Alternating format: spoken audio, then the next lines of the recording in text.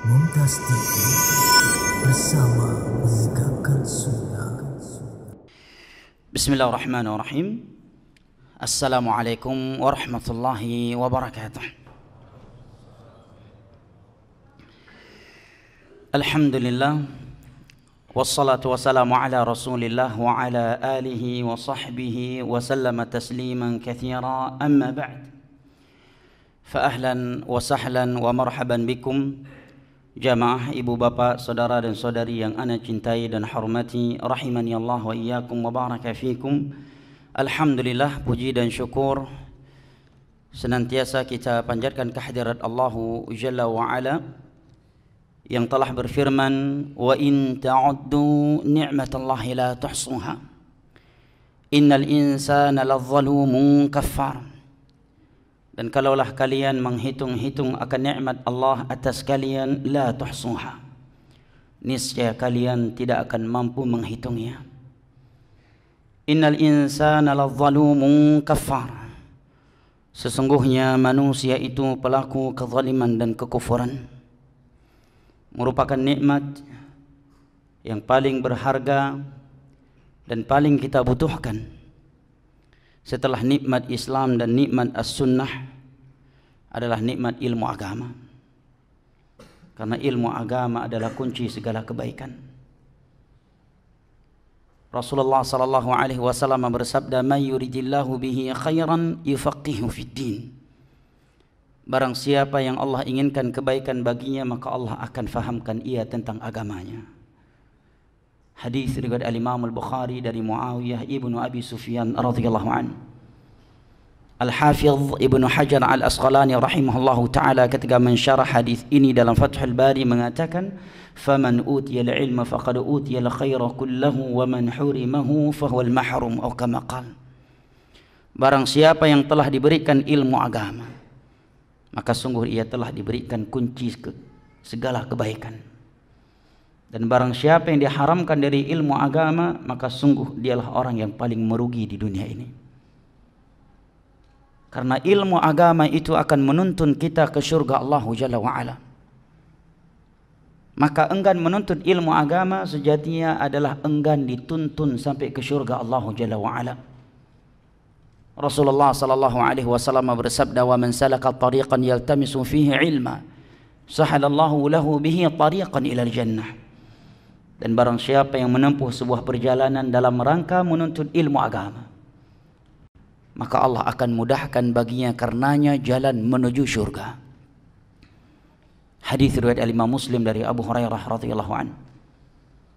Majelis ilmu agama merupakan tempat yang paling dapat menenangkan atau menenteramkan jiwa kita dari hiruk pikuk dunia yang penuh dengan syahwat dan syubhat di akhir zaman yang seperti ini jamaah. Majelis ilmu adalah sebaik-baik tempat kita mencari ketentraman jiwa. Di dalam hadis yang diriwayatkan oleh Imam Muslim dari Abu Hurairah radhiyallahu anhu, Rasulullah sallallahu alaihi wasallam bersabda, "Wa majtama'a qaumun fi baitin min buyutillah yatluna kitaballah wa yatadarasunahu fima bainahum illa nazalat 'alaihimus sakinah wa ghashiyatuhumur rahmah wa hafathumul malaikah wa dzakarahumullahu fi man 'indah."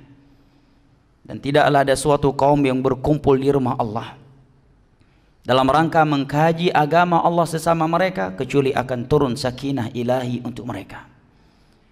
Seorang ulama tabi'in yang bernama Abdullah ibn Mubarak rahimahullah mengatakan kepada murid-muridnya, "Law 'alimal muluk wa abnal muluk 'ala ma nahnu 'alaihi min ar-rahah lajaladuna 'alaiha." Seandainya para raja dan anak-anak mereka mengetahui betapa tentramnya jiwa kita ketika berada di dalam rumah Allah mengkaji agama Allah, sebuah majelis yang berisikan ayat-ayat Al-Quran dan hadis-hadis Nabi SAW serta petuah ulama salaf, seandainya mereka mengetahui betapa tentramnya jiwa kita tatkala berada di dalam majelis ilmu tersebut, lajaladuna 'alaiha, niscaya mereka akan mencambuk-cambuk kita karena dengki dan cemburu kepada kita. Pada hari ini sebagian mereka ada yang sampai bunuh diri karena tidak mendapatkan ketentraman jiwa. Sebagian mereka mencari ketentraman jiwa dengan masuk ke dalam diskotik, dengan karaokean, dengan mengkonsumsi obat-obat terlarang yang Allah haramkan, khamar, sabu-sabu dan yang semisal dengannya. Ada juga yang mencari ketentraman jiwa dengan zina. Ada pula yang mencarinya dengan musik. Tapi semua mereka tidak mendapatkan apa yang mereka inginkan. Karena memang Allah Jalla wa'ala telah menentukan dan sudah merupakan sunnatullah yang tidak akan pernah berubah dan tidak akan pernah ada yang mampu mengubahnya. Bahwa jiwa itu tidak akan pernah tenang dan tentram kecuali tatkala mereka mengingatnya, tatkala mereka dekat dengannya, dan tatkala mereka berada di dalam majlis ilmu agama. Ala bi dzikrillahi tatma'innul qulub. Ketahuilah hati itu hanya tenang dan tentram tatkala ingat kepada Allah Jalla wa Ala, dekat dengannya. Nazalat alaihimus sakinah, akan turun sakinah ilahi kepada mereka. Wa ghasyatumur rahmah, rahmat Allah akan tercurahkan kepada mereka. Wa haffathumul malaikah, malaikat Allah akan meliputi mereka. Wa dzakarahumullahu fi man 'indah, dan Allah menyebut-nyebutkan mereka dengan pujian dan sanjungan di hadapan malaikat-malaikat yang ada di sisinya. Setiap kali kita menghadiri majlis ilmu agama, maka setiap kali itu kita mendapatkan sakinah ilahi, rahmat ilahi, diliputi oleh para malaikat, dan nama kita disebut oleh Sang Pencipta kita, Ar-Rahman Ar-Rahim, di hadapan malaikat-malaikat yang ada di sisinya, Jibril, Mikail, Israfil, dan malaikat-malaikat yang lainnya. Jamaah yang dimuliakan Allah, kita memohon dan meminta kepada Allah Jalla wa'ala agar Allah Jalla wa'ala menjadikan kita dengan majlis ini dari hamba-hamba yang ia firmankan di dalam hadis qudsi yang diriwayatkan oleh Al-Imam Tirmidzi dengan sanad yang sahih dari Muaz bin Jabal radhiyallahu an, di mana Allah Jalla wa'ala berfirman, wajabat mahabbati lil mutahabbina fiya wal mutajalisina fiya wal mutazawirina fiya wal mutabadzilina fi. Sungguh telah pasti, telah wajib cintaku untuk mereka, orang-orang yang saling cinta mencintai sesama mereka karena aku. Mereka duduk-duduk sesama mereka karena aku. Mereka saling mengunjungi sesama mereka karena aku, dan mereka saling berbagi sesama mereka karena aku. Dan tidaklah kita bertemu di rumahnya yang mulia ini pada kesempatan kali ini insyaallah karena nilai-nilai dunia yang akan kita peroleh di sini, melainkan karena ayat-ayat Al-Quran, hadis-hadis Nabi SAW, serta pertuah ulama Islam yang akan disampaikan. Mudah-mudahan Allah Jalla wa'ala menjadikan kita dari golongan-golongan ini. Jamaah yang dimuliakan Allah, sebagaimana yang diminta kepada ana karena sudah dekatnya kita dengan bulan Ramadan, tema kita pada kali ini adalah terkait bulan Ramadan, persiapan untuk menyambut bulan yang mulia. Sebelumnya jamaah yang dimuliakan Allah, tak terasa kita saat ini sudah berada di penghujung bulan Sya'ban, dan tidaklah tersisa darinya kecuali hanya beberapa hari saja. Setelah itu insyaallah Jalla wa'ala, jika Allah mengizinkan, kita akan bertemu dengan bulan Ramadan. Seolah baru kemarin kita selesai menjalankan ibadah Ramadan. Tak terasa kini kita sudah berada di hadapannya. Ini menunjukkan kepada kita sudah dekatnya hari kiamat. Karena Nabi SAW bersabda, la taqumu sa'atu hatta yataqaraba zaman. فتكون السنة كالشهر ويكون الشهر كالأسبوع ويكون الأسبوع كاليوم ويكون اليوم كالساعة وتكون الساعة كاحتراق السعفة. Hadis riwayat Al-Imam Tirmidzi dari Abu Hurairah radhiyallahu an dengan sanad yang dihasankan oleh Al-Hafidz Ibnu Hajar Al-Asqalani ketika beliau mensyarah hadis dalam Kitabul Fitan dari Sahihul Bukhari, yataqarubu zaman. Nabi mengatakan hari kiamat tidak akan terjadi sehingga perputaran waktu semakin hari semakin dekat, semakin cepat, sehingga waktu 1 tahun bagaikan 1 bulan, 1 bulan bagaikan 1 tahun, 1 bulan bagaikan 1 pekan, 1 pekan seperti 1 hari, 1 hari seperti sa'ah. Sa'ah di dalam bahasa Arab artinya waktun qasir. Mungkin boleh diterjemahkan ke dalam bahasa Indonesia 1 jam, waktu yang pendek. Waktu yang pendek 1 jam perputarannya, habisnya seperti pelepah kurma tatkala terbakar. Ini sudah kita rasakan jamaah. Seolah baru kemarin kita meninggalkan bulan Ramadan. Baru kemarin kita merayakan Idul Fitri dan Idul Adha. Tak terasa sekarang sudah di depan bulan Ramadan lagi. Tak terasa sudah salat Isya, sudah subuh. Tak terasa sudah duha, zuhur, asar, maghrib, malam lagi. Tak terasa kita sudah tidur nyenyak. Tak terasa sudah bangun dan tiba-tiba sudah man rabbuk wa ma dinuk wa man nabik, baru terkejut.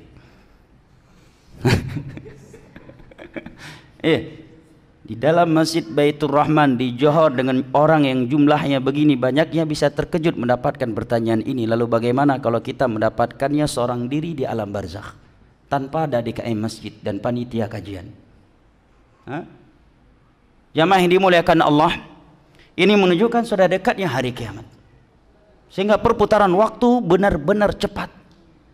1 tahun bagaikan 1 bulan, 1 bulan seperti 1 pekan, 1 pekan seperti 1 hari, 1 hari seperti sa'ah, 1 jam, dan waktu 1 jam habisnya seperti habisnya pelepah kurma tatkala terbakar. Makanya sebagian ulama salaf mengatakan ma min yaumin marra alaika illa waqad naqasa ba'du ajalik. Tidak ada 1 hari yang engkau lewati kecuali dengan itu sudah berkurang jatah hidupmu di dunia ini. Sudah semakin dekat ajalmu. Umur ini akan kita pakaikan ke dalam ketaatan atau akan kita habiskan ke dalam maksiat, tetap akan berjalan. Semakin hari semakin berkurang jatah hidup kita di dunia ini. Silahkan mau taat ataukah ingin menjadi orang yang fasik, ingin mukmin maupun ingin kafir. Anda mau ataukah enggan, Anda akan tetap mati. Tidak ada 1 hari yang Anda lewati kecuali dengan itu jatah hidup Anda di dunia ini semakin hari semakin berkurang. Jadwal kematian semakin hari semakin dekat. Dan waktu kedatangan malaikat maut untuk mencabut nyawa kita semakin hari semakin dekat. Ikhwanil kiram wa akhwati al-karimat rahimani Allah wa iyyakum wa baraka fikum. Poin berikutnya, sebelum kita membahas hal-hal yang mesti kita persiapkan sebelum datangnya bulan Ramadan atau hal-hal yang semestinya kita realisasikan di bulan Ramadan, adalah hendaknya kita memahami dan mengingat bahwa memiliki kesempatan beribadah kepada Allah Jalla wa'ala secara umum dan secara khusus di waktu-waktu yang istimewa ini adalah anugerah dan nikmat yang sangat besar dari Allah Jalla wa'ala. Saya ulangi, diberikan kesempatan untuk beribadah oleh Allah dan secara umum ini adalah nikmat yang luar biasa, dan terkhusus Allah berikan kesempatan kita beribadah kepadanya di waktu atau di tempat yang istimewa. Karena di antara hikmah dan kasih sayang Allah Jalla wa'ala, Allah mengutamakan sebagian tempat di atas sebagian yang lainnya seperti Mekah, Madinah, Masjidil Aqsa. Maka demikian juga dengan waktu. Allah mengutama dan mengistimewakan sebagian waktu di atas sebagian waktu yang lainnya. Hikmahnya adalah agar kita dapat mengejar orang-orang yang telah wafat sebelum kita dan mereka lebih banyak ketaatannya daripada ketaatan kita. dan agar kita bisa menyempurnakan kekurangan-kekurangan yang telah terjadi sebelumnya. Makanya diriwayatkan oleh Imam Ahmad, disebutkan bahwa ada 2 orang laki-laki dari Yaman datang ke Madinah, kemudian mereka masuk Islam secara seksama. Ini yang namanya persahabatan yang indah, hijrah bersama. Tidak seperti yang dikatakan oleh kaum micin hari ini, persahabatan yang indah adalah bisa enam ya, ke diskotik bareng, ya maling bareng ya, curanmor bareng, nyopet bareng, pacaran bareng. Ini yang ada di kepala anak-anak muda hari ini. Persahabatan yang indah adalah persahabatan yang kita berada di atas ketaatan kepada Allah secara seksama. 2 laki-laki ini datang ke Madinah dari Yaman, dan kedua-duanya masuk Islam di waktu yang sama. Karena mereka di Madinah nggak punya tempat dan mereka mu'allaf, maka mereka tinggal di rumahnya Abu Talhah radhiyallahu an, atau salah satu dari sahabat Ansar Nabi sallallahu alaihi wasallam. Sahabat sahibul bait tersebut menyebutkan bahwa salah satu dari keduanya lebih taat kepada Allah, lebih banyak ibadahnya, dan lebih duluan wafat 1 tahun sebelum yang satunya lagi. 1 tahun setelah itu barulah yang satunya lagi meninggal dunia. Yang mengherankan sahabat Nabi SAW yang mulia ini adalah beliau mimpi setelah itu bahwa salah satu dari mereka yang tidak lebih semangat ibadahnya dalam beribadah dan tidak lebih banyak ibadahnya daripada kawannya yang telah meninggal 1 tahun sebelumnya, justru di dalam surga kedudukannya, derajatnya lebih tinggi daripada sahabatnya yang telah meninggal 1 tahun sebelumnya dan ibadahnya lebih dahsyat daripada dia. Maka setelah itu Abu Talhah mendatangi Nabi SAW, menceritakan apa yang beliau lihat di dalam mimpi tersebut tentang 2 sahabat Nabi SAW ini. Maka Nabi SAW mengatakan, amin syai'in ta'jabun. Kenapa kalian kaget? Kenapa kalian heran dengan hal ini? Bukankah yang meninggal 1 tahun setelah sahabatnya tersebut, walaupun kawannya yang telah meninggal 1 tahun sebelumnya itu lebih banyak ibadahnya, lebih semangat dalam beribadah, bukankah dia ini telah bertemu dengan bulan Ramadan karena umurnya lebih panjang 1 tahun daripada kawannya sebelumnya, sehingga dalam 1 tahun ini dia dipertemukan dengan bulan Ramadan, maka dia pun menjalankan ibadah puasa Ramadan. Dan selama setahun ini dia telah melakukan sholat sekian banyak yang tidak dilakukan oleh sahabatnya yang telah wafat sebelumnya. Sungguh jarak di antara mereka berdua di dalam surga bagaikan jarak antara langit dan bumi. Makanya sebagian ulama salaf disebutkan oleh Al-Imam Ibn Rajab dalam kitabnya Lataiful Ma'arif, 6 bulan sebelum bulan Ramadan mereka sudah selalu berdoa untuk bertemukan dengan bulan Ramadan. Bayangkan. Ini kita, sebagian kita malah takut-takut bertemu di bulan Ramadan ini. Berkurang jatah makannya. Warung kopi banyak tutup, tempat nongkrong-nongkrongnya pada tutup. Nah, ulama dahulu 6 bulan sebelum datang Ramadan sudah berdoa kepada Allah setiap hari untuk dipertemukan dengan bulan Ramadan, karena mereka mengetahui keutamaan Ramadan. Bayangkan 2 sahabat yang mulia ini, satunya lebih banyak ibadahnya, lebih semangat dalam beribadah daripada yang satu lagi. Tetapi kawannya yang satu lagi diberikan kesempatan hidup 1 tahun setelahnya oleh Allah Jalla wa'ala. Sehingga dalam 1 tahun tersebut dia melakukan salat, baik salat wajib maupun salat sunnah, dan bertemu dengan bulan Ramadan, kemudian menjalankan ibadah di puasa di bulan Ramadan. Sehingga dengan itu jaraknya lebih tinggi, derajatnya di dalam syurga lebih tinggi daripada sahabat yang telah meninggal sebelumnya 1 tahun sebelumnya, dan lebih semangat dalam beribadah daripadanya. Ini adalah nikmat jemaah. Makanya lari dari ibadah kepada Allah di waktu di mana Allah istimewakan di atas sebagian waktu yang lainnya, dan pahala ibadah di dalamnya Allah lipat gandakan, kita justru lari dan tidak bisa beribadah. Wallahi, ini sebuah kerugian dan malapetaka yang Allah timpakan kepada kita. Karena Nabi SAW bersabda, Innallaha yu'ti dunya man yuhib wa man la yuhib, wa la yu'ti din illa man yuhib. Nikmat dunia itu akan Allah berikan kepada hamba yang ia cintai dan kepada hamba yang tidak ia cintai sekalipun. Adapun nikmat agama, nikmat ketaatan kepada Allah tidak akan pernah Allah berikan kecuali hanya kepada hamba yang ia cintai sahaja. Makanya jamaah yang dimuliakan Allah, bertambahnya nikmat dunia kepada kita apabila tidak membuat iman dan amal kita ikut bertambah dengannya, maka dunia yang bertambah tersebut tanda Allah murka kepada kita.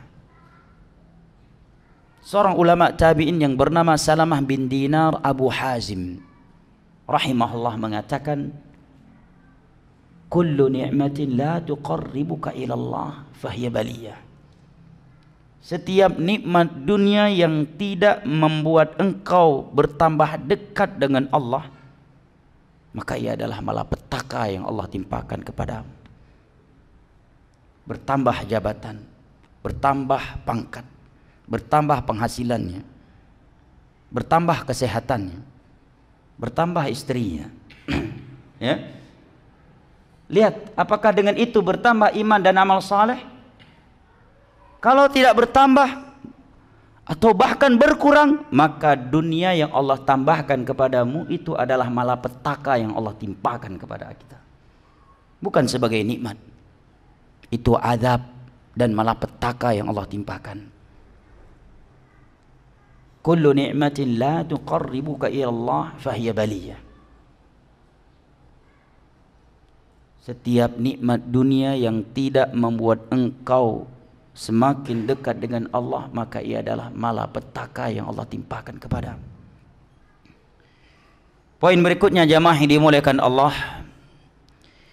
sebagai materi kajian kita pada kesempatan kali ini adalah bahwa sebaik-baik bekal yang harus kita persiapkan secara umum untuk menyambut bulan Ramadan adalah ketakwaan kepada Allah Jalla wa'ala. Karena Allah Jalla wa'ala berfirman di dalam surat Al-Baqarah, wa tazawwadu fa inna khairaz zadi taqwa wattaquni ya ulil albab. Dan berbekallah kalian dengan ketakwaan, karena sebaik-baik bekal adalah ketakwaan kepada Allah. Wattaquni ya ulil albab, dan bertakwalah kalian kepadaku wahai ulul albab. Siapakah ulul albab jamaah? Seringkali kalimat ulul albab Allah sebutkan dalam Al-Quran dan Allah puji mereka. Bahkan di sebagian ayat Allah mengatakan tiada yang mengingat, tiada yang berpikir, tiada yang mengambil pelajaran darinya kecuali ulul albab. Pertanyaannya, siapakah ulul albab itu? Dan apakah kita termasuk dari ulul albab? Maka kriteria mereka Allah terangkan di 10 ayat terakhir dari surat Ali Imran. Di sana Allah Jalla wa'ala menjelaskan kriteria ulil albab. Pada firman-Nya, inna fi khalqis samawati wal ardi wa ikhtilafil laili wan nahar la ayatin li ulil albab alladzina yadhkuruna Allaha qiyaman wa qu'udan wa 'ala junubihim ويتفكرون في خلق السماوات والأرض ربنا ما خلقت هذا باطلا سبحانك فقنا عذاب النار, sampai akhir surat. Adalah mereka yang selalu memikirkan ciptaan Allah Jalla wa'ala, langit dan bumi, siang dan malam yang datang silih berganti. Mereka mengatakan, Maha suci Engkau ya Allah, Engkau tidak menciptakan hal ini untuk hal yang sia-sia, untuk hal yang sia-sia.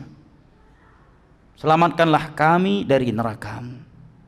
Alladzina yadhkuruna Allah, sampai akhir surat yang Allah sebutkan mereka selalu ingat Allah, berzikir kepada Allah baik ketika sedang berdiri, sedang duduk atau sedang berbaring. Nah, di dalam ayat ini Allah mengatakan dan memanggil, wahai ulul albab, bertakwalah kalian kepada Aku. Definisi takwa yang paling mencakup kata sebagian ulama adalah definisi yang didefinisikan oleh seorang ulama tabi'in yang bernama Talqun bin Habib rahimahullah, sebagaimana yang diriwayatkan oleh Abu Nuaim di dalam kitabnya Hilyatul Awliya. Beliau mengatakan tentang takwa kepada Allah, at-taqwa an ta'mala bi ta'atillah ala nurin min Allah, takhafu 'iqab Allah, tarju thawab Allah. At-taqwa an ta'mala bi ta'atillah ala nurin min Allah, tarju thawab Allah. Wa an tatruka ma'siyat Allah ala nurin min Allah, takhafu 'iqab Allah. Itulah takwa yang sesungguhnya. Engkau melakukan ketaatan kepada Allah atas bimbingan ilmu, karena ilmu, karena dalil yang engkau ketahui dari Al-Quran dan hadis dengan pemahaman mereka ulama salaf dari kalangan para sahabat, para tabi'in dan tabi'ut tabi'in, atas dasar ilmu. Adapun menghafal dalilnya, ini adalah keutamaan yang Allah berikan kepada hamba yang Ia kehendaki. Tetapi mengetahui dalil setiap ibadah yang kita lakukan itu sebuah kewajiban. Karena Allah melarang kita beribadah tanpa ilmu, meraba-raba, coba-coba. Saya coba dulu deh, kalau benar alhamdulillah, kalau salah bermasalah. Coba-coba kemudian benar, tetap salah karena caranya sudah salah, yaitu coba-coba, bukan karena dasar ilmu. Allah Jalla wa Ala berfirman, wala taqfu ma laysa laka bihi ilm, inna sam'a wal basara wal fuada kullu ulaika kana anhu mas'ula. Jangan sekali-kali engkau melakukan sesuatu tanpa ilmu, karena sesungguhnya pendengaran, penglihatan dan hati itu kelak akan ditanya. Al-Imam Al-Bukhari di dalam Kitabul Ilm dari sahihnya mengatakan, al-ilmu qabla al-qawli wal amal. Ilmu harus ada sebelum berkata dan sebelum beramal. Nah, Talqun bin Habib ketika mendefinisikan takwa, beliau mengatakan takwa itu adalah engkau melakukan ketaatan kepada Allah atas dasar ilmu, bukan karena melihat seorang ustadz, seorang syekh, seorang buya, seorang amir melakukannya. Karena saya melihat Imam Masjidil Haram, Imam Masjid Nabawi, syekh-syekh di Madinah, syekh-syekh di Mekah, di Mesir ataukah yang lainnya, saya melihat mereka berbuat seperti itu. Bukan seperti itu bahasa orang yang berilmu. Bahasa seorang muslim yang ilmiah, saya melakukan ini sebagai ibadah karena dalil yang saya ketahui dari Al-Quran, dari hadis, dengan petuah dan pemahaman mereka ulama salaf. Bukan karena melihat ustadz fulan, syekh fulan yang melakukannya, lah. Ala nuri minallah, karena dasar ilmu agama. Tarju thawab Allah, karena mengharapkan pahala di sisi Allah. Dan engkau meninggalkan maksiat ala nuri minallah, atas dasar ilmu. Dia meninggalkan sesuatu bukan karena adat istiadat, bukan karena menurut Ustadz Fulan dan Alan itu haram, walaupun dia belum tahu dalilnya. Dia meninggalkan sesuatu itu sebagai sesuatu yang haram karena dalil yang dia ketahui dari Al-Quran dan hadis. Nah, yang merupakan landasan agama ini dan cabang darinya adalah ijma' dan qiyas yang sahih, yang mu'tabar. Takhafu iqab Allah, karena takut akan azab Allah. Karena ada sebagian manusia meninggalkan maksiat bukan karena takut kepada Allah, tapi karena takut kena razia Satpol PP.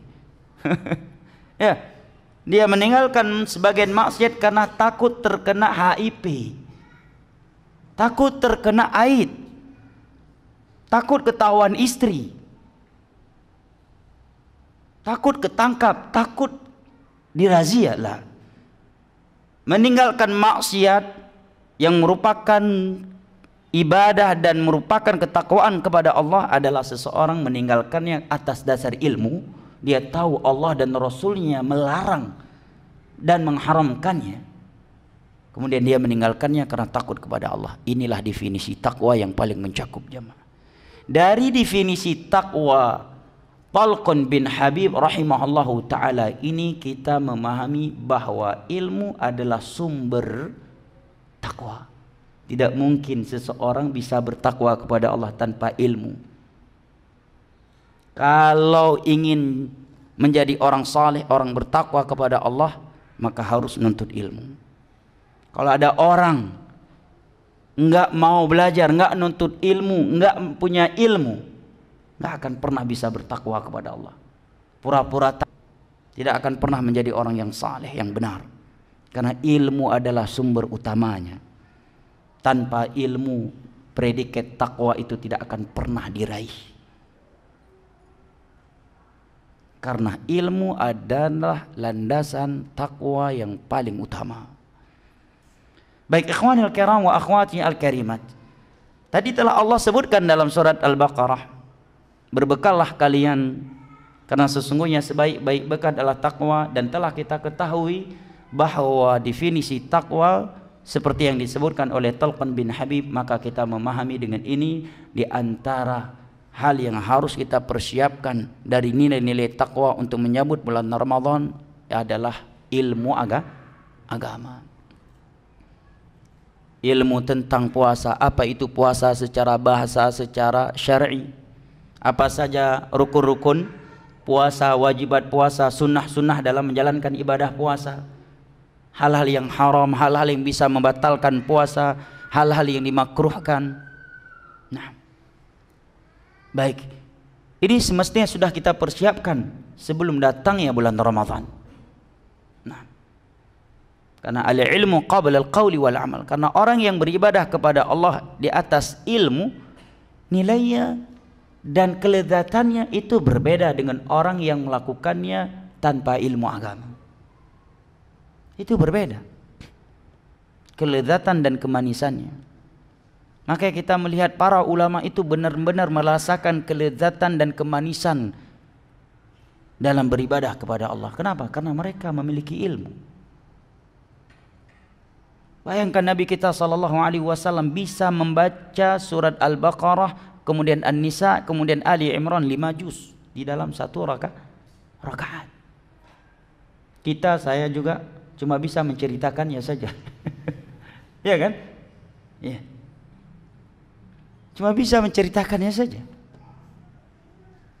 Nah, ada seorang sahabat sedang berjaga-jaga di medan tempur dalam keadaan salat, kemudian ditembak oleh musuh dengan panah, kemudian tertancap anak panah di tubuhnya, dan dia tetap salat sampai selesai.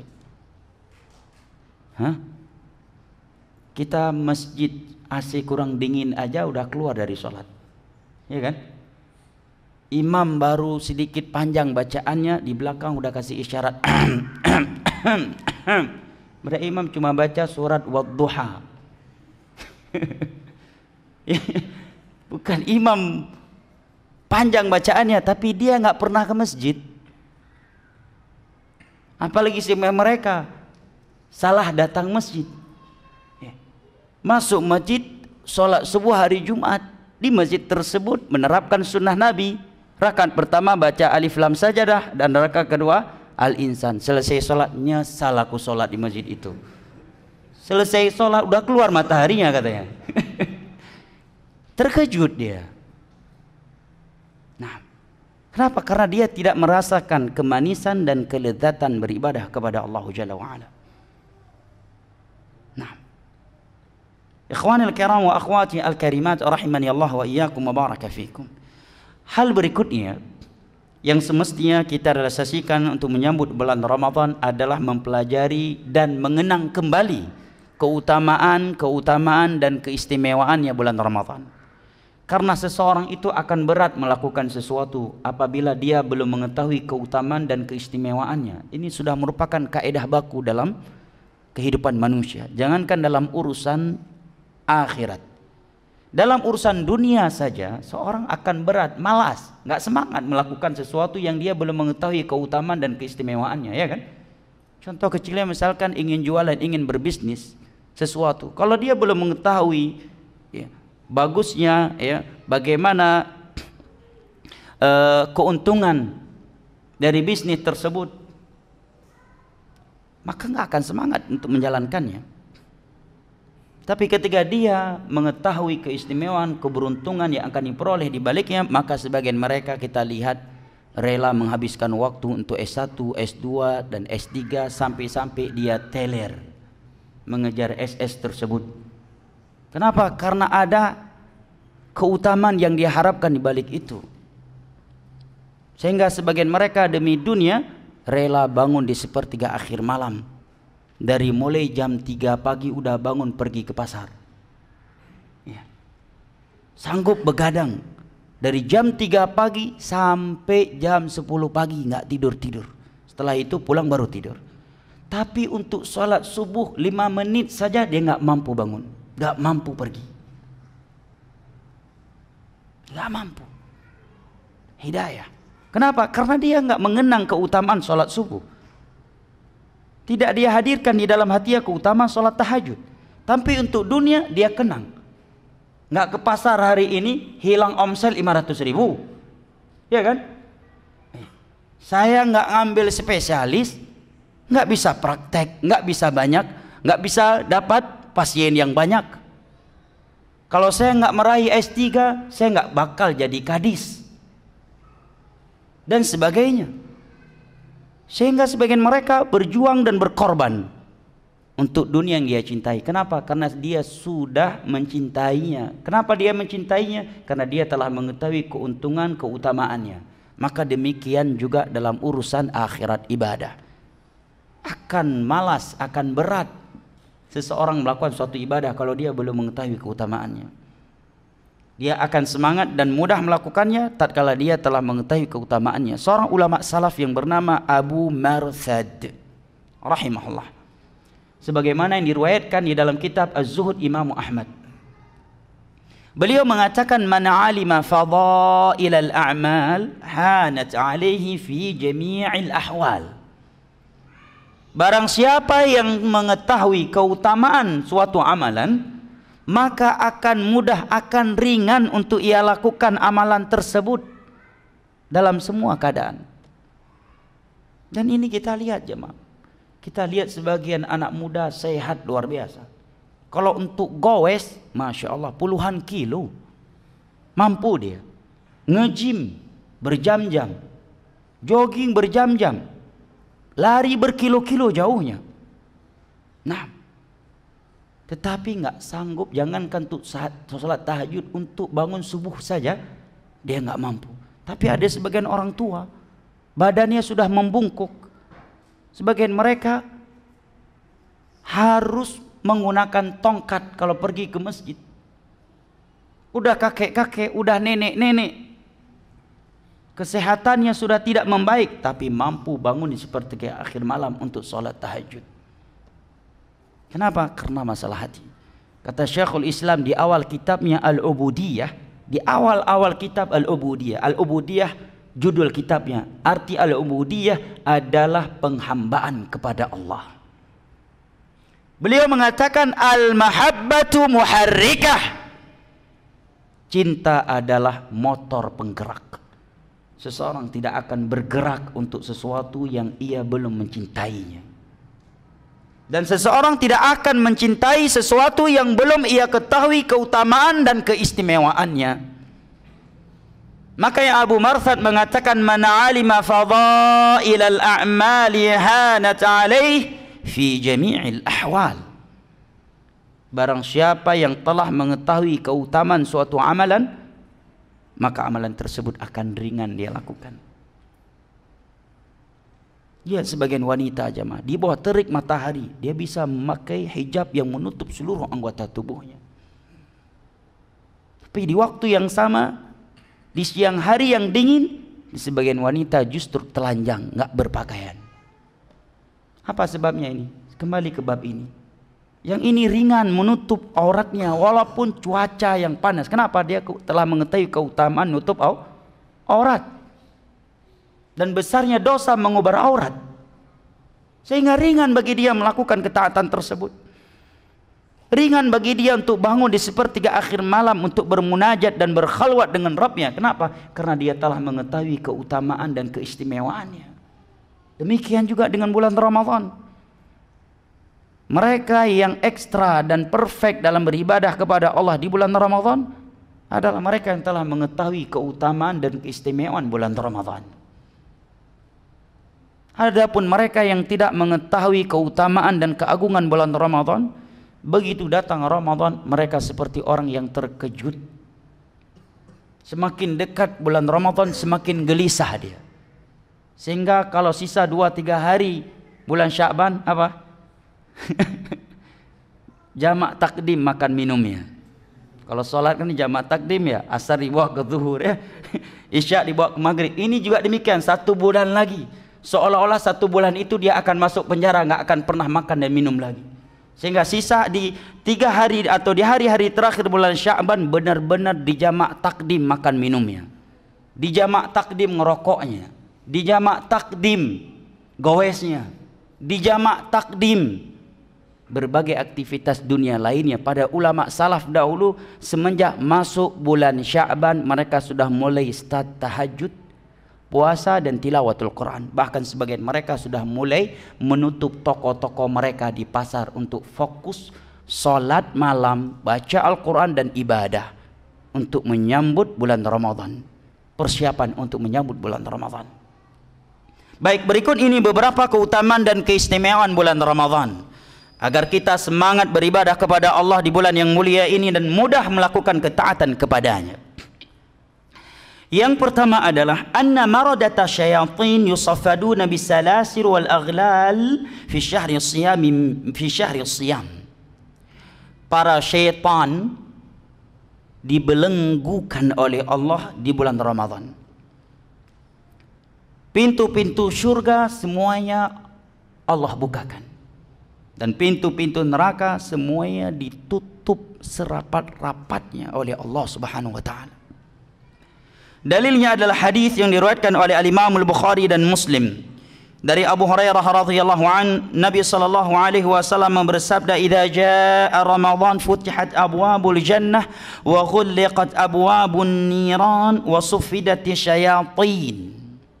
Apabila bulan Ramadan datang, maka seluruh pintu surga dibukakan. Seluruh pintu-pintu neraka ditutup serapat-rapatnya. Dan para syaitan dibelenggukan. Dalam riwayat yang lain, di semenjak malam pertama Ramadan ada munadin fis sama, penyeru di langit yang menyeru, ya baghiyal khairi aqbil wa ya baghiyal syarri aqsir. Wahai pencinta kebaikan, ini saatnya kalian berlomba-lomba. Ini saatnya kalian benar-benar fokus ekstra melakukannya. Wa ya baghiya syarr aqsir, dan wahai pencinta maksiat, pencinta kejelekan, aqsir, berhentilah. Ini bulan beda dengan bulan-bulan yang lainnya. Ini bulan Ramadan, bulan di mana seluruh pintu surga telah dibuka dan seluruh pintu neraka telah ditutup serta seluruh syaitan telah dibelenggu. Tapi jamaah yang dimuliakan Allah, sebagian manusia tetap enggan masuk surga walaupun seluruh pintunya sudah terbuka. Tetapi untuk masuk ke dalam neraka walaupun pintunya sudah tertutup, lewat jendela pun boleh. Kalau untuk neraka, untuk surga, walaupun seluruh pintunya sudah terbuka masih nggak mau masuk. Tetapi kalau untuk neraka, walaupun seluruh pintunya sudah tertutup, lewat jendela pun boleh. Lewat pintu belakang pun boleh. Apa contohnya? Pas di zaman Covid, pintu depan diskotik tutup, tapi lewat belakang tetap masuk. Demikian juga di siang hari Ramadan, sebagai yang melakukannya Muslim, warung makannya tertutup, tapi nasi bungkus tetap keluar dari pintu belakang. Subhanallah. Untuk masuk syurga dia enggan walaupun seluruh pintunya sudah terbuka. Tetapi untuk masuk ke dalam neraka, walaupun seluruh pintunya sudah ditutup rapat-rapat, dia tetap mau berjuang untuk bisa membuka dan masuk ke dalamnya. Kalau di luar Ramadan kita suka menyalahkan syaitan. Ketika kawan memberikan nasihat untuk semangat dan agar tidak futur, seringkali kita mengucapkan, itulah setan banyak kali ini. Nah sekarang setan udah dirantai, kau salahkan siapa lagi? Setan juga kau salahkan. Jadi siapa yang setan selama ini? Kata setan, jadi sebenarnya siapa yang setan selama ini, ya kan? Ini setan udah diikat. Kalau di luar Ramadan kita bilang terlalu banyak setannya Ustaz. Aku tahu memang lagi futur, itulah setan Ustaz. Nah sekarang setan udah diikat, udah dirantai, siapa lagi mau ente salahkan? Berarti selama ini memang diri kita yang buruk, diri kita yang tidak dirahmati oleh Allah. Karena kalau diri kita ini dirahmati oleh Allah, pastilah kita akan mudah melakukan kebaikan. Dan tentunya sebab Allah kurang merahmati kita karena maksiat-maksiat yang kita lakukan. Allah berfirman, innan nafsa la'ammaratun bis-su'i illa ma rahima rabbi. Sesungguhnya jiwa manusia itu menyuruh, memerintahkan mereka kepada keburukan, kecuali jiwa yang dirahmati oleh Allah Rabbku.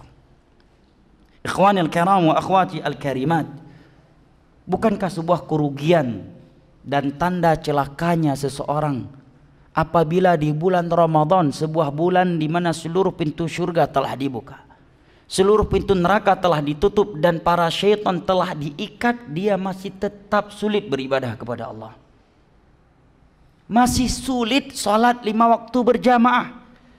Masih berat melakukan salat malam. Kalau di luar Ramadan, alasan nggak ada imam, salat sendiri, membangun sendiri, ya hafalan paling panjang inna a'tainakal kautsar Ustaz. 11 bulan sebelumnya nggak ada imam. Nah sekarang Ramadan ada taraweh, ada jamaah, ada imam yang mimpin salat ente, masih sulit juga salat malam. Subhanallah. Di luar Ramadan malas baca Al-Quran, di bulan Ramadan juga masih malas. Di sebuah bulan yang seluruh pintu surga telah terbuka, seluruh pintu neraka telah tertutup, dan para syaitan telah dirantai, masih sulit melakukan ibadah kepada Allah. Apa ini jemaah? Kalau bukan sebuah malapetaka, kehinaan dan musibah, azab yang Allah timpakan kepada kita. Hendaknya kita benar-benar berdoa kepada Allah agar Allah mengampuni dosa-dosa kita. Karena dosalah yang telah membelenggukan kita dari ibadah kepada Allah. Makanya ketika ada seorang pemuda datang kepada Hasan al-Basri curhat. Hasan al-Basri ulama tabi'in, sigharu tabi'in dari negeri Basrah. Hasan al-Basri rahimahullah. Ya Imam, saya sulit bangun salat tahajud. Apa sebabnya? Apa nasihatnya? Apa nasihat Hasan al-Basri? Kalau nasihat yang seperti itu langsung seketika itu disampaikan kepada kita oleh seorang ustadz, mungkin kita akan menjaga jarak dengan ustadz itu. Ya. Hasan al-Basri ketika orang ini mengatakan saya sulit bangun sholat malam, langsung Hasan al-Basri mengatakan apa jamaah? Thaqilatka dzunubuk. Kamu telah dibelenggu oleh dosa-dosamu sendiri. Nggak ada basa-basi dari Hasan al-Basri. Ya.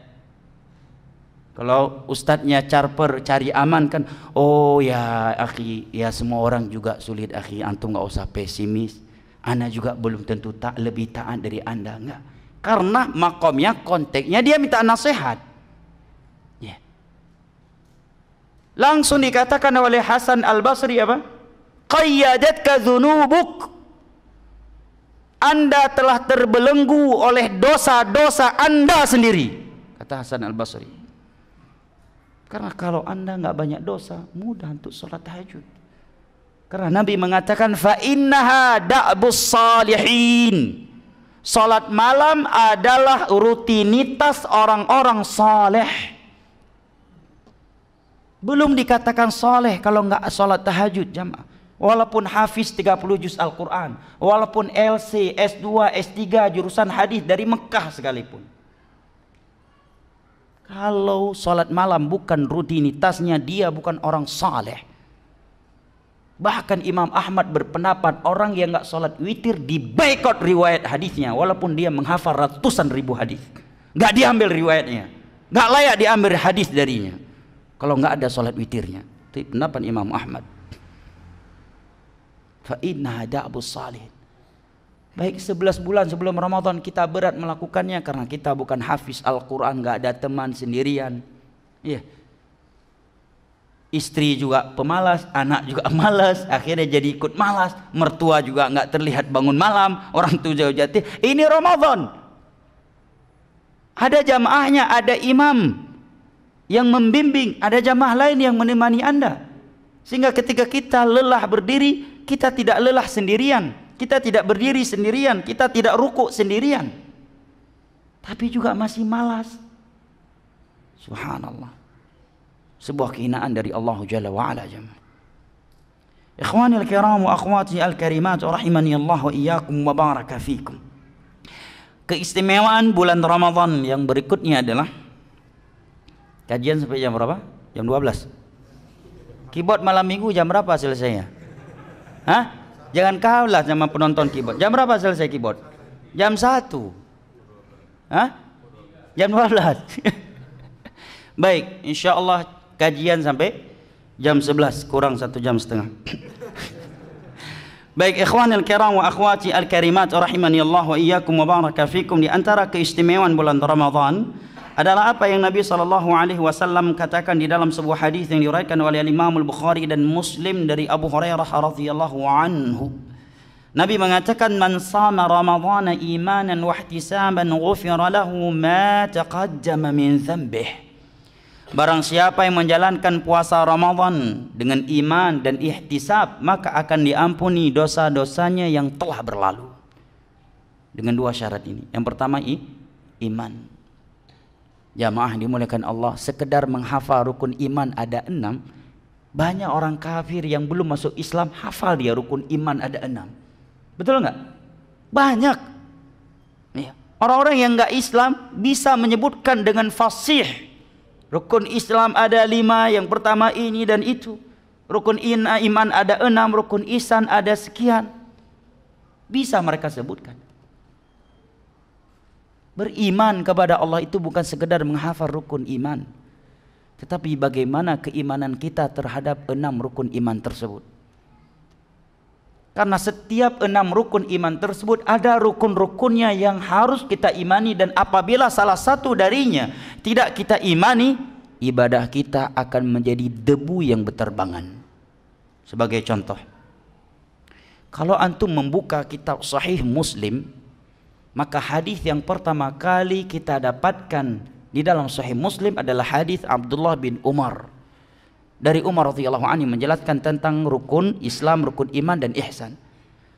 Di awal sanad hadis disebutkan bahwa beberapa masyarakat Irak menjumpai Abdullah ibn Mubarak yang sedang tawaf di Ka'bah.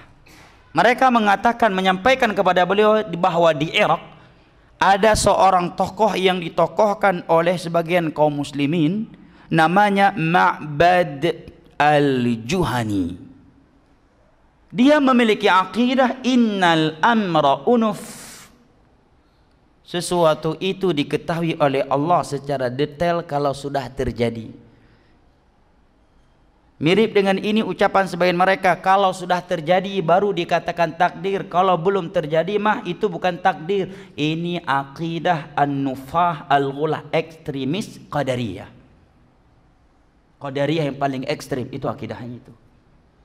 Mendengar sebutan mereka tersebut tentang akidah orang ini dan dia ditokohkan dalam keadaan akidahnya seperti itu dan beliau sedang tawaf di depan Ka'bah, maka Abdullah bin Mubarak mengeluarkan sebuah statement yang menunjukkan harus ada prinsip dalam beragama. Dalam hal akidah, perkara prinsip, nggak ada basa-basi. Ya. Jualan aja nggak laku kalau ada basa-basi, ya kan? Pada agama. Abdullah bin Mubarak langsung mengatakan, akhbirhum anni bari'um minhum wa annahum bura'a'u minni walau annahum anfaqu mithla Uhudin zahaba lama qabilahu Allahu minhum hatta yu'minu bil qadar, kata beliau. Sampaikan kepada mereka seandainya bahwa aku berlepas diri dari mereka dan mereka berlepas diri dariku, dan sampaikan kepada mereka seandainya mereka menginfakkan emas sebesar gunung Uhud, maka Allah tidak akan menerimanya dari mereka sampai mereka beriman kepada takdir. Kata para ulama yang mensyarah hadis ini, Abdullah bin Mubarak menganggap Islam mereka telah batal karena ini. Karena apa? Karena telah meninggalkan satu dari 4 rukun iman kepada takdir, yaitu ilmu Allah. Rukun iman kepada takdir kan ada 4. Beriman bahwa segala sesuatu yang telah, yang sedang, yang akan dan mustahil terjadi, seandainya bisa terjadi bagaimana terjadinya, maka Allah Maha mengetahuinya. Rukunnya yang kedua, bahwa segala sesuatu yang terjadi telah Allah tulis di dalam Lauhul Mahfuz 50.000 tahun sebelum Allah menciptakan langit dan bumi. Yang ketiga, tiada yang lepas dari kehendak Allah, wa ma tasyauna illa ayyasha Allah rabbul alamin. Yang keempat adalah selain Allah dan sifat-sifatnya adalah makhluk, manusia, dan amalan mereka adalah makhluk. Huwallazi khalaqakum wa ma ta'malun wa kulla syai'in khalaqnahu biqadar. Nah, mereka mengingkari satu dari 4 rukun iman tersebut. Langsung Abdullah bin Mubarak mengatakan, aku bukan dari mereka. Kalau mereka masih mumin, tidak boleh berkata demikian, karena innamal mu'minuna ikhwah. Yang kedua, beliau mengatakan seandainya mereka menginfakkan emas sebesar gunung Uhud, maka Allah tidak akan menerimanya dari mereka. Menunjukkan Islam mereka sudah batal. Ini menerangkan kepada kita apa? Bab iman itu bukan sekedar hafal rukun iman ada 6. Makanya para ulama tuliskan kitab-kitab akidah. Semua kitab akidah yang ringkas maupun yang berjilid-jilid, inti pembahasannya adalah tentang 6 rukun iman. Semua sekte-sekte yang sesat menyesatkan dalam Islam, baik itu Qadariyah, Jahmiyah, Murji'ah, Khawarij, Mu'tazilah dan yang lain-lainnya, itu semuanya berkaitan dengan 6 rukun iman ini. Nggak lepas dari itu. Maka yang mereka uraikan rukun-rukun iman kepada Allah, rukun-rukun iman kepada hari akhir, rukun-rukun iman kepada kitab-kitab, rukun-rukun iman kepada para rasul, rukun-rukun iman kepada para malaikat, dan rukun-rukun iman kepada takdir. Ini yang sangat penting untuk kita kaji. Jangan sampai kita ngaku mukmin kepada Allah, tapi rupanya ada rukun-rukun iman kepada Allah yang belum kita imani. Kita mengaku beriman kepada hari akhirat, datang tentang hadis azab kubur, kita mengatakan saya nggak percaya, nggak logis, kafir, murtad, nggak percaya adanya azab dan nikmat kubur. Mana azab kubur? Udah banyak orang mati, nggak ada yang diazab kok di kuburnya katanya. Udah nenek-nenek juga belum taubat. Nah, ini menunjukkan tidak beriman. Jemaah ini muliakan Allah. Lihat nih kasus Ma'bad al-Juhani. Dia dianggap muslim, ditokohkan oleh sebagian kaum muslimin di Irak. Langsung dikatakan demikian oleh Abdullah bin Mubarak tatkala dia memiliki akidah yang membatalkan imannya, mengingkari salah satu dari 4 rukun iman kepada takdir.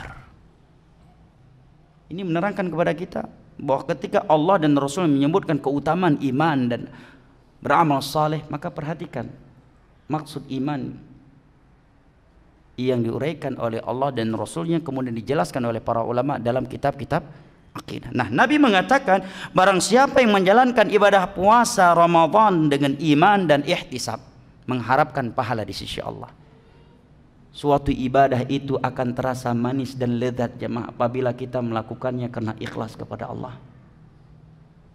Orang yang ikhlas akan istiqamah dalam beribadah kepada Allah Jalla wa'ala. Sampai-sampai Allah mengumpamakan dengan kasyajaratin tayyibatin asluha thabitun wa far'uha fis sama' tu'ti ukulaha kulla hinin bi'izni rabbiha. Seperti sebuah pohon yang akarnya sangat kokoh, ranting-rantingnya terjunjung tinggi ke langit dan mengeluarkan buah-buahan setiap saat. Kalimat tauhid, kalimat la ilaha illallah, maka akan diampuni seluruh dosa-dosa yang telah berlalu. Maka barang siapa yang menjalankan ibadah puasa dalam keadaan dia beriman, imannya terhadap 6 rukun iman benar, dia beriman bahwa yang mewajibkan ibadah puasa itu adalah Allah Jalla wa'ala, dia mengimani pahala-pahala yang Allah dan Rasulnya sebutkan untuk orang yang menjalankan ibadah puasa Ramadan, dan dia mengharapkan pahala hanya kepada Allah, maka akan Allah ampuni dosa-dosanya yang telah berlalu. Baik, yang terakhir, tidak ada batasan waktu dari DKM. Gimana? Sampai jam 1 tarawih di sini kita. Baik, sedikit lagi ya, berarti bukan yang terakhir ya. Naik, bukan yang terakhir. Dari hal-hal yang hampir yang terakhir. Adalah hadis yang diriwayatkan oleh Al-Imam Ibnu Khuzaimah dari Salman Al-Farisi. Dari mana Salman Al-Farisi? Orang Arab atau non-Arab? Non-Arab. Satu-satunya sahabat Nabi yang dibinkan kepada Islam, Salman bin Islam. Selain beliau nggak ada yang dibinkan ke Islam. Karena demi mencari Islam beliau kehilangan kedua orang tua, kehilangan ketokohan, kehilangan harta yang telah beliau kumpulkan. Sampai-sampai beliau dikhianati, dizalimi dengan diperjualbelikan oleh Yahudi Syam kepada Yahudi Madinah yang datang ke Syam, kemudian menjadi seorang budak sahaya yang dipekerjakan pekerjaan keras, pekerjaan berat, mengurut kebun kurma Yahudi Madinah. Padahal beliau seorang anak dari tokoh Majusi yang kaya raya dan sangat dicintai oleh orang tuanya. Itu semuanya hilang. Kenapa? Karena mencari Islam. Maka Nabi mengatakan, kita dari Salman dan Salman dari kita. Salman bin Islam. Dan sampai-sampai Nabi mengatakan, seandainya iman itu ada di angkasa sana, maka yang akan meraihnya adalah seorang pemuda dari Persia. Itu Salman Al-Farisi. Nah, Salman Al-Farisi mengatakan, khatabana Rasulullah sallallahu alaihi wasallam fi akhir yaumin min Sya'ban. Nabi sallallahu alaihi wasallam berkhutbah, menyampaikan khutbah kepada kami di hari terakhir dari bulan Sya'ban. Hari terakhir bulan Sya'ban tanggal berapa? Hah? Berapa? 30 atau 29, karena bulan dalam syariat Islam tidak kurang dari 29 dan tidak lebih dari 30. Tapi kalau kita ikut kalender Masehi ada 31 dan ada 31, 30, 29 dan 28. Dalam hitungan Hijriah bulan Nabi katakan ya seperti ini, enggak kurang dari 29 dan tidak lebih dari 30. Nah, hukum-hukum yang berkaitan dengan waktu itu mengikuti waktu Hijriah. Makanya menghafal dan mengetahui tanggal Hijriah itu penting. Akikah berkaitan dengan waktu, yang dimaksud adalah Hijriah. Nah, zakat sudah genap 1 tahun, hitungannya bukan dengan kalender Masehi, tapi dengan Hijriah. Ada sekian belas hari perbedaan antara Hijriah dan Masehi. Janji juga demikian. Saya janji utang ya 2 bulan, ikut Hijriah. Lebih ya panjang ya, lebih panjang.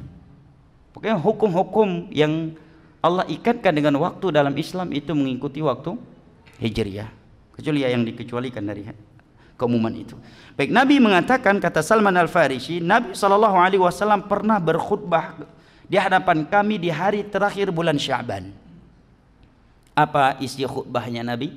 Padahal yang di hadapan beliau saat itu, audien beliau saat itu adalah Abu Bakar, Umar, Uthman, Ali. Ini benar-benar ikhwan kibar ini, ya kan? Bukan kibar di akhir zaman. Ikhwan kibar adalah yang paling jarang hadir di kajian, itu yang paling kibar. Begitu duduk di warung kopi, dia yang paling banyak kombur ya. Itu ikhwan kibar hari ini. Paling jarang ikut kajian, paling besar omongannya. Tong kosong nyaring bunyinya di sebagian tempat, sebagian orang, enggak semuanya. Tapi ikhwan kibar di masa itu, mereka benar-benar kibar bukan sekedar karena mereka duluan masuk Islam daripada yang lainnya. Seandainya kibar dan senioritas itu semata-mata karena senioritas, tentu Umar nggak akan menjadi orang nomor 2 dalam Islam. Karena sebelum Umar masuk Islam sudah belasan sahabat Nabi masuk Islam. Ali lebih duluan daripada Umar, Uthman lebih duluan, Bilal lebih duluan, Mus'ab ya bin Umair lebih duluan, Suhaib bin Sinan lebih duluan, Khadijah lebih duluan masuk Islam. Ya, dan sekian sahabat lainnya, tapi Umar bisa menjadi orang nomor 2-nya.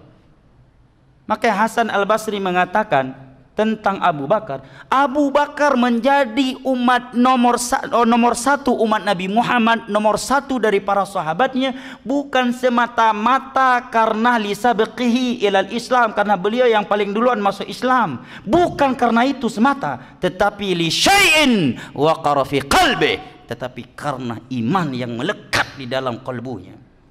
Itu yang membuat Abu Bakar menjadi orang nomor 1.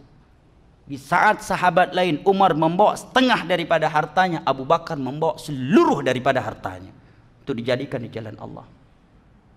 Siapa yang mau menemani Nabi saat itu ketika Nabi sudah menjadi wanted penduduk Mekah? Diminta oleh Nabi menemani perjalanan hijrah beliau, pelarian beliau dari Mekah ke Madinah berjalan kaki.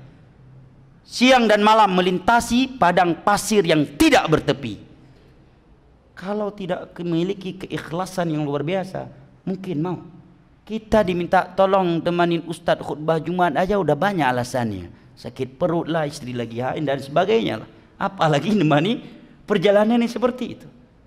Baik ya. Artinya jamaah, maksud ana menyampaikan ini, seperti itu keimanan dan amalannya para sahabat Nabi. Kalau kita lihat biografi Abu Bakar, Umar, Uthman, Ali, kata para ulama kita dan para sahabat yang lainnya, kata Syekh Mubil, seolah kita sedang duduk di bawah gunung yang sangat besar. Kita baru sadar bahwa kita nggak punya bahan yang layak untuk kita ujubkan. Kan ujub, riya itu kan butuh bahan. Kalau kita lihat mereka para sahabat Nabi, rupanya untuk riya dan ujub kita belum cukup bahannya. Ya, belum cukup bahan yang kita miliki untuk riya dan ujub. Ketika kita melihat iman, amalan dan perjuangan mereka para sahabat Nabi. Tapi lihat, ketika bulan Ramadan mau datang tetap diberikan ceramah oleh Nabi, diceramahi mereka. Diberikan motivasi oleh Nabi. Ditarhibkan Ramadan kepada mereka. Nabi mengatakan, ayuhan nas, wahai sekalian manusia, qad adhallakum syahrun azim, syahrun mubarak, syahrun fihi lailatun khairun min alfi syahr. Wahai sekalian manusia, telah datang kepada kalian bulan yang agung, bulan yang berkah, sebuah bulan yang di dalamnya ada satu malam yang lebih baik daripada 1000 bulan. Mungkin kalau bagian kita udah lama ngaji udah malas dengar hadis. Ya, udah lama anda dengar kajian kayak gitu. Anda mau yang baru-baru. Faedah yang belum pernah anda dengar. Udah 15 tahun awak. Ya. Udah 15 tahun awak ngaji. Udah puluhan tahun awak. Ente belum ada. Anda udah jadi panitia kajian. Para sahabat tetap semangat. Nggak ada yang mengatakan, halah itu aja isi ceramah Nabi. Nggak ada. Tetap Abu Bakar orang paling semangat. Pada orang yang nomor 1 ngaji, yang paling duluan adalah beliau. Tapi ketika di Madinah tetap semangat beliau belajar kepada. Tetap orang yang nomor 1 semangatnya.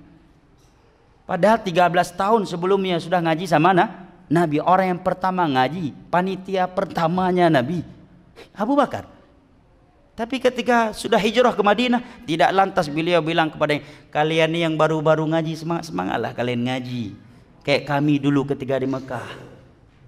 Sekarang sudah saatnya kalian lah yang semangat. Kami ini udah tua-tua. Dulu kami berjuang luar biasa sebelum ada kalian ini. Sekarang kalianlah lanjutkan. Ya, ini ujub nih. Ini tertipu dengan secuil daripada perjuangan yang telah dia lakukan untuk agama Allah. Para sahabat Nabi yang paling taat, yang paling semangat berjuang untuk Islam bersama Nabi adalah mereka yang paling duluan masuk Islam. Ya. Makanya kata para ulama, hendaknya menjadi sebuah renungan bagi kita. Kenapa? Kita semakin lama ngaji justru semakin turun ibadah kita. Semakin lama ngaji semakin pelit sedekah. Yang dermawan yang baru-baru ngaji. Yang lama-lama ngaji, biarlah yang baru-baru, kita kan udah dulu sedekahnya 15 tahun yang lalu. Biarlah yang semangat-semangat itu anak-anak baru, anak-anak muda. Lah.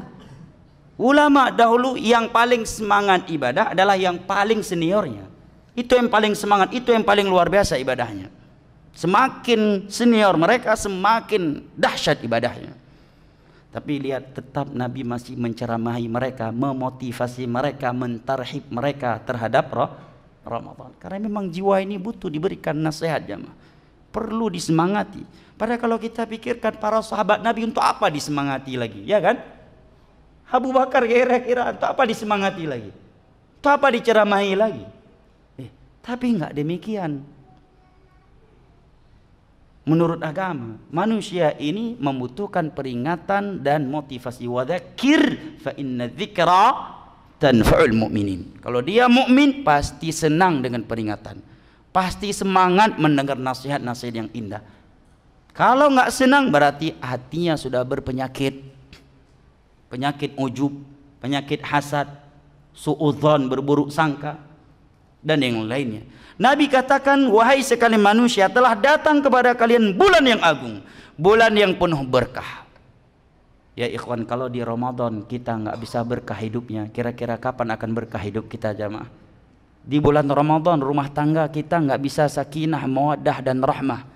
Justru di Ramadan lebih sering bertengkarnya daripada di luar Ramadan. Kalau di luar Ramadan cuma seminggu sekali bertengkar sama istri. Kalau bulan Ramadan sahur sekali, di waktu duha tengkar lagi, siang bertengkar lagi, sore menjelang berbuka begitu bukaannya sedikit kurang mantap masakannya tengkar lagi.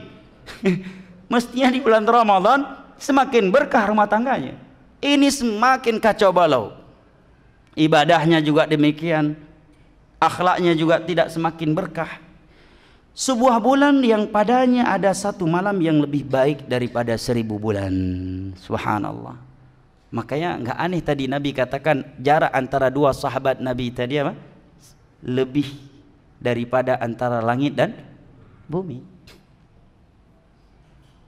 Ada malam Lailatul Qadar, satu malam yang lebih baik daripada 1000 bulan. Pertanyaannya, berarti beramal di malam Lailatul Qadar sama seperti beramal selama 1000 bulan. Kok nggak ada yang jawab? Bang Kautsar, kan Lailatul Qadar khairan min alfi syahr, ya kan? Lebih baik daripada 1000 bulan. Berarti salat, ibadah-ibadah yang lainnya di malam Lailatul Qadar itu sama seperti di 1000 bulan. Seperti 1000 bulan. Salah. Jelas menyelisih ayat dan hadis. Antum perhatikan sedikit lagi bahasa hadis. Allah dan Rasulnya tidak pernah menyamakan malam Lailatul Qadar dengan 1000 bulan. Nggak ada ayat dan hadis yang seperti itu. Yang Allah katakan satu malam Lailatul Qadar lebih hebat daripada 1000 bulan. Lebih dari 1000 bulan bisa jadi 2000 bulan, 3000 bulan, 4000 bulan, 5000 bulan, 1.000.000 bulan, 1 miliar bulan. Jelas ya? Ini yang sering diucapkan oleh penceramah Ramadan ketika memotivasi orang meraih Lailatul Qadar, ya kan? Karena dengan kita salat di malam Lailatul Qadar berarti kita telah salat selama 1000 bulan. Sedekah kita di malam Lailatul Qadar itu seperti sedekah kita di dalam 1000 bulan, selama 1000 bulan. Salah, fatal. Salah ya. Menyelisih Al-Quran. Allah enggak menyamakan satu malam Lailatul Qadar dengan 1000 bulan yang lainnya. Yang ada Allah katakan khairun. Jelas ayatnya kok, nas. Ma la yahtamilu ghairah. Tersurat bunyi ayatnya. Khairun kata Allah. Min alfi syahr. Allah enggak mengatakan ka alfi syahr, seperti 1000 bulan. Yang Allah katakan lebih baik, lebih utama, lebih hebat, lebih dahsyat daripada 1000 bulan. Lebih dari 1000 bulan bisa jadi 2000 bulan, 3000 bulan, 4000 bulan, 5000 bulan, 1.000.000 bulan, atau bahkan 1 miliar bulan. Keutamaan Allah dan rahmatnya tiada yang mampu membatasinya. Wa rahmati wasi'at kulla syai'. Fadlullahi wasi'. Berarti beramal di malam Lailatul Qadar sama dengan beramal selama ya, obat ngantuk nih ya. Sama seperti beramal di lebih dari 1000 bulan. Bukan sama seperti 1000 bulan. Jadi jangan terjemahkan lagi malam Lailatul Qadar itu seperti 1000 bulan. Salah. Yang Allah katakan seperti 1000 bulan atau 1000 tahun ya, afwan. Yang Allah katakan adalah lebih baik daripada 1000 bulan, bukan sama. Allah enggak mengatakan ka alfi syahr. Yang Allah katakan khairun min alfi syahr. Khair isim tafdhil. Makanya datang min setelah itu, lil mufadhalah, untuk menjelaskan lebih utama dan lebih bagus daripada 1000 bulan. Tapi sebagian orang enggak semangat mencari Lailatul Qadar, padahal seperti ini keutamaannya. Sampai-sampai Imam Ibnul Qayyim mengatakan seandainya Lailatul Qadar itu cuma ada satu malam dalam 1 tahun, di dalam 1 tahun Allah letakkan tanpa Allah beritahukan di bulan apa, di tanggal berapa, yang jelas dia berada di dalam 1 tahun. 1 malam dalam 1 tahun, maka aku akan menghidupkan seluruh malam sepanjang tahun agar aku mendapatkan Lailatul Qadar. Karena kalau 1 tahun dia begadang setiap malam ya, pasti akan mendapatkan Lailatul Qadar. Apalagi kata Imam Ibn Qayyim, Allah letakkan Lailatul Qadar itu hanya di 10 terakhir malam Ramadan. Juga masih malas untuk begadang. Makanya Nabi sebutkan oleh Aisyah radhiyallahu anha, kalau 20 malam pertama Ramadan Nabi perfect, ekstra ibadah, tapi masih tidur di malam harinya. Khusus di 10 terakhir Ramadan, ahyal lail, 1 malam penuh beliau hidupkan. Dalam riwayat Tirmidzi, Nabi solat dari mulai ba'da isya, ibadah ba'da isya sampai subuh, tidak tidur sekejap pun. Khusus 10 terakhir Ramadan. Tapi di Indonesia seringnya sebaliknya. 5 malam pertama Ramadan bludak masjid, harus bangun tenda di samping masjid, jamaah enggak muat. Malam ke-6, ke-7 mulai berkurang, mulai maju. Semakin berjalan waktu semakin maju safnya, sampai-sampai saking maju tinggal 1 saf lagi. Apalagi 10 terakhir Ramadan, ibu-ibu udah sibuk dengan kuih lebarannya. Sebagian mereka mencari Lailatul Qadar di mal-mal yang ada, cari beli pakaian. Dan memang ujiannya berat. Semakin dekat malam Lailatul Qadar, semakin banyak pula orderannya. Ya, orderan risol, bolu, ya, orderan pakaian. Subhanallah. Kata Imam Ibn Qayyim, ya akhi, Lailatul Qadar itu cuma di 10 malam terakhir di bulan Ramadan. Enti masih malas-malasan, masih enggak semangat juga. Seandainya Lailatul Qadar itu Allah letakkan dalam adalah 1 malam dalam 1 tahun, semestinya kita akan harus menghidupkan seluruh malam selama setahun untuk mendapatkan keutamaan yang begitu besar. Apalagi hanya dalam 10 malam terakhir dari bulan Ramadan. Kemudian Nabi mengatakan, ja'alallahu siyamahu fariidah. Allah telah mewajibkan puasanya. Wa qiyama lailihi tatawwu'. Salat malamnya adalah sunnah. Man taqarrafa fihi bi khaslati minal khairi kana kaman adda fariidatan fima siwah.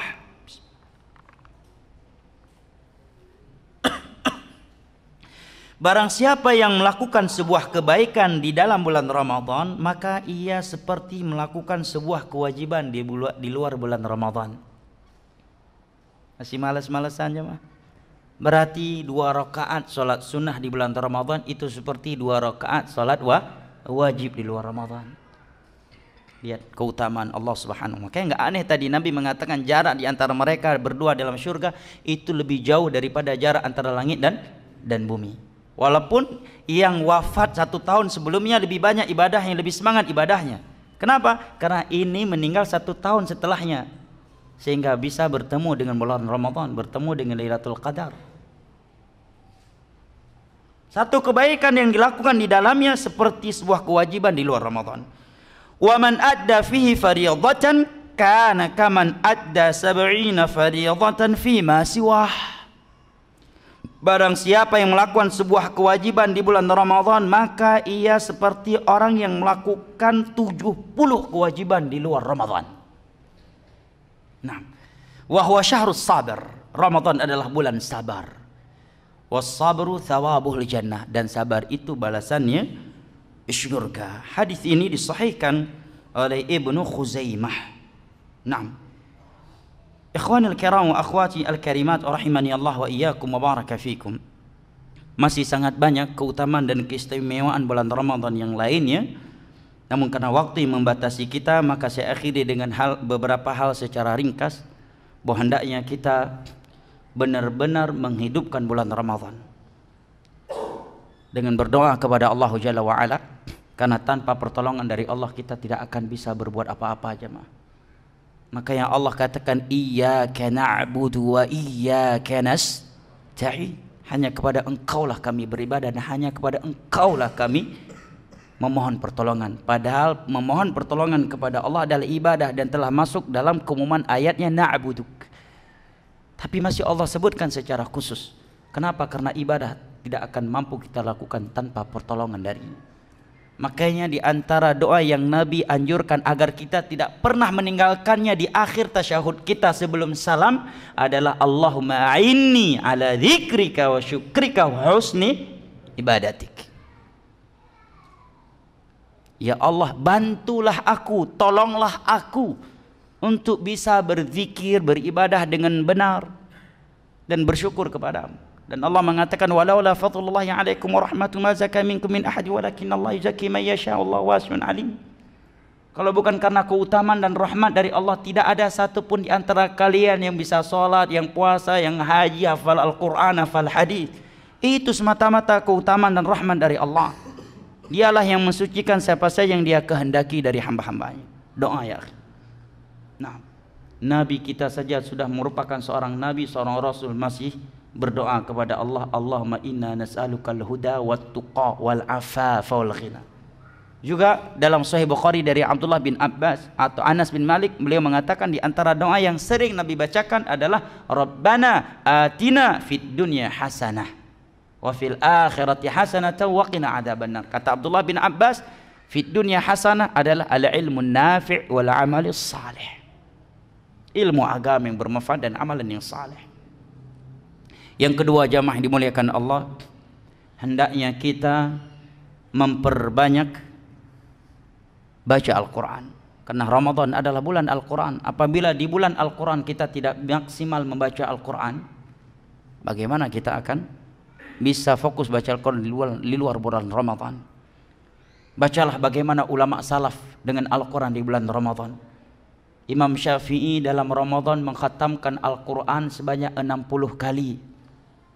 Berarti setiap malam khatam, setiap hari khatam. Keluar dari Ramadan beliau telah mengkhatamkan 60 kali Al-Quran. Kita udah 60 tahun Al-Quran umurnya, juz 30 aja belum pernah tamat dia baca, jangankan ngafal. Surat Qul ya ayyuhal kafirun aja nggak lancar-lancar, selalu kebalik-balik kalau sholat. Umurnya udah 60 tahun. Imam Syafi'i setiap Ramadan 60 kali khatam Al-Quran. Dan ulama dulu khatamnya dengan hafalan ya. Karena Imam Syafi'i di umur 7 tahun sudah hafal Al-Quran. Lahir padahal dalam keadaan anak yatim, yang menghidupkan beliau seorang wanita janda miskin. Di umur 7 tahun sudah hafal 30 juz Al-Quran dan paham tafsirnya. Dan di umur 10 tahun beliau sudah menghafal Muwatta Imam Malik, puluhan ribu hadis dan athar di dalamnya. Kemudian di umur 11 tahun beliau sudah diberikan izin, rekomendasi oleh sebagian gurunya untuk berfatwa. Sudah dianggap ulama di umur 11 tahun. Anak kita umur 25 tahun saja belum tahu alamat masjid di kompleknya.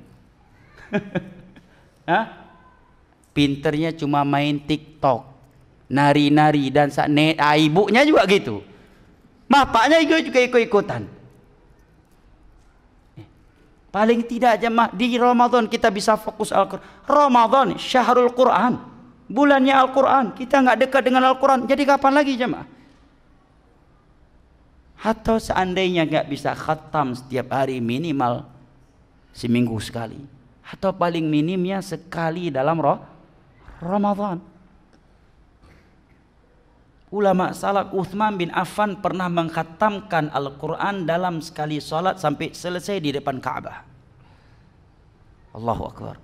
Keberkahan waktu. Nah, keberkahan waktu. Sebenarnya kita mampu. Buktinya kalau baca HP, buka WA, berjam-jam. Aman, nggak ada rematiknya, nggak ada asam uratnya. Begitu baca Al-Quran, baru 5 menit udah kena asam urat, udah naik asam lambung, rematik. Tapi duduk di warung kopi dari pagi sampai sore, Masya Allah, nggak ada rematiknya, nggak datang asam uratnya. Begitu buka mushaf, baru alif lam mim, langsung datang asam urat dan rematiknya. La haula wala quwata illa billah. Dan di antara cara menjaga ibadah di bulan Ramadan, kata Abu Hurairah, adalah dengan sering di masjid. Jadi usahakan sering-sering di masjid, walaupun ya di selain waktu 5 waktu salat. Nah, usahakan ba'da subuh tunggu syuruk di masjid, sambil nunggu syuruk baca Al-Quran. Karena biasanya kita kalau udah pulang ke rumah berat, ya kan? Pulang ke rumah, apalagi kita udah punya anak istri, pulang ke rumah semua sedang tidur. Masuk kamar tidur yang sudah hidup AC, nggak ada cerita itu kalau bukan bismikallahumma amutu wa ahya. Ya kan? Bismikallahumma amutu wa ahya sudah. Pada pulang dari masjid niatnya ini lanjut lagi 3 juz lagi di rumah. Ini pas di masjid. Begitu sampai rumah, bismikallahumma amutu wa ahya. Ya. Nanti menjelang azan zuhur baru terbaca lagi alhamdulillahilladzi ahyana ba'da ma amatana. Masjid. Para salaf saja cara mereka menjaga puasa mereka dengan sering di masjid. Nah, minimal ya jamaah paling mudah kalau yang di waktu sholat lain nggak bisa, paling tidak setelah subuh sambil nunggu syuruk, ya kan? Ba'da zuhur sebentar, ba'da asar sambil nunggu maghrib. Indah. Sholat asar bawa anak-anak, bawa iqra mereka, ya. Duduk setelah asar kita baca Al-Quran, anak cucu baca Al-Quran, lihat orang Arab. Antum kalau umroh lihat, indah kan orang Arab. Ramadan asar datang dengan ya apa namanya, teko kopi atau teh roti yang banyak kurma, duduk dia baca Al-Quran, anaknya pun baca Al-Quran. Begitu menjelang buka, anaknya dipukul kepalanya, pang, bagikan. Orang Arab ya kan, pukul kepala anak, bagikan. Luar biasa indah jamaah. Ini ba'da asar langsung keluar ngabuburit. Lebay bin alay, ngabuburit. 20-an tahun yang lalu juga ngabuburit, tahun ini ngabuburit lagi. Ya akhi, Ramadan kemarin lewat, udah berapa kali khatam Al-Quran kita? Saya katakan kita, bukan anda, karena saya juga masuk ke dalam hal ini. Ini hendaknya menjadi pelajaran. Ramadan kemarin sebelum datang ya Ramadan, kita bercita-cita akan khatam sekian kali. Ramadan lewat, khatam pun tidak kita lakukan. Nah sekarang apakah akan terjadi hal yang sama lagi ya ma? Al-Quran ya ma, bulan Al-Quran Ramadan, satu-satunya bulan yang Allah turunkan Al-Quran di dalam syahrul Ramadan. Unzila fihi Al-Quran hudan linnas wa bayyinatin minal huda wal furqan. Kemudian ikhwanil kiram wa akhwati al-karimat rahimani Allah wa iyyakum wa baraka fikum, usahakan di bulan Ramadan kita tidak banyak bertemu dengan orang. Enggak banyak ngobrol ya. Karena biasanya kalau udah ngobrol apalagi sering dan temannya itu-itu aja. Temannya itu-itu aja. Teman ngobrol pagi itu juga, teman ngobrol siang itu juga, sore dia juga, ba'da isya dia juga. Biasanya enggak lepas dari ghibah. Sedangkan ghibah menghilangkan puasa ibadah. Afwan, ibadah puasa. Pahala ibadah puasa. Karena kalau udah ghibah itu jamaah, subhanallah, sulit siapapun. Kadang orang yang berilmu pun nggak bisa selamat jamaah. Orang kalau udah punya sifat ghibah, ustadznya sendiri pun dighibah. Paling majelis itu nggak ada ustadz, nggak ada yang berilmu, nggak lepas dari ghibah. Kalau ada orang yang berilmu mungkin lebih selamat. Ada ustadz mungkin ada yang membimbing, ada pembahasan ilmu. Begitu nggak ada ustadz, ustadznya yang digibahi. Apa tuh ustadz tuh? Ustadznya digibahi. Ayahnya sendiri pun tidak ada yang digibahi. Ayahku ini payah kali orangnya. Gibah itu. Dzikruka akhaka fima yakrah, kamu sebutkan tentang saudaramu yang dia tidak sukai. Jangan banyak jumpa orang. Ya. Demikian para ulama salaf, mereka menutup diri mereka. Mereka membatasi waktu mereka untuk Al-Quran. Al-Quran, Al-Quran, Al-Quran. Kalau enggak mungkin seperti Imam Syafi'i bisa khatam 60 kali. Kalau beliau ba'da subuh gowes, kemudian selesai gowes tidur, ba'da zuhur tidur lagi, ba'da asar ngabuburit, setelah itu salat maghrib, habis salat maghrib hantam lagi makanan di atas meja yang masih tersisa, ba'da isya salat tarawih, pulang salat tarawih nonton atau langsung tidur, bisa khatam Al-Quran 60 kali dalam Ramadan. Gantung tuh sepeda, ambil sepeda, masukkan ke dalam goni, ya, lillahi ta'ala, bismika Allahumma amutu, haya kamu sepeda. Simpan dulu sepedanya, nanti goes di bulan Ramadan. Nah, nanti goes di bulan Ramadan jamaah, Al-Quran dulu, khatam Al-Quran. Yang belum bisa baca Al-Quran sebelum datang bulan Ramadan jamaah, kejar, iqra, tuntaskan iqra. Jangan sampai bulan Al-Quran datang dalam keadaan kita belum bisa baca Al-Quran. Na'udzubillah min dzalik. Ikhwanil kiram wa akhwati al-karimat, tak terasa sudah jam 10. Tadi diumumkan sampai setengah 10 ya. Berarti tidak ada tanya jawab. Insyaallah tanya jawab ditanyakan kepada ustaz-ustaz yang ngisi kajian rutin. Saya cukupkan sampai di sini, lebih dan kurangnya saya mohon maaf. Mudah-mudahan di bulan Ramadan kali ini kita lebih maksimal ibadahnya, lebih semangat dalam beribadah kepada Allah Jalla wa Ala. Mudah-mudahan apa yang telah kita simak bermanfaat. Lebih dan kurangnya saya mohon maaf. Wabillahi taufiq wal hidayah. Wa sallallahu ala nabiyyina Muhammad wa ala alihi wa sahbihi wa sallam. Wa akhiru da'wana anil hamdulillahi rabbil alamin. Wassalamu alaikum warahmatullahi wabarakatuh.